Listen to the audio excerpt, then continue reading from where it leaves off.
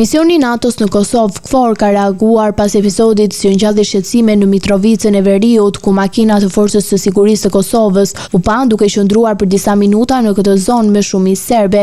Incidenti ndodhi rreth orës 10:30 të mëngjesit të shenjtes, që lëvizej së një autokolone nga Istogu drejt kazermës së FSK-s në Mitrovic. Pas publikimit të pamjes, FSK-ja dhe policia e Kosovës dolën me deklaratë të menjëhershme, duke sqaruar se njësia kishte devijuar gabimisht nga itinerari dhe mendonte se po udhtonte drejt pjesës jugore të qytetit. Navigacioni GPS-it i çoi gabimisht të Veri, tha zëvendës drejtori i policisë për rajonin e Veriut, Veton Elshani. Në reagimin e tij zyrtar, KFOR-i konfirmoi se pranon sqarimin e autoriteteve dhe theksoi se incidenti ishte i paqëllimshëm. KFOR-i mirëpret respektimin e marrëveshjes për të mos dislokuar personel të FSK-s në Veri të Kosovës, pa njoftim paraprak dhe pa miratimin e komandit të KFOR-it, thuhet në deklaratë. Ky qëndrim u riafirmua dhe gjatë bisedës telefonike të zhvilluar në 16 tetor midis komandantëve të KFOR-it dhe FSK-s. Nga ana tjetër, incidenti gjalli reagime të menjëhershme nga përfaqësuesit serb në Kosovë dhe në Beograd zyrtar.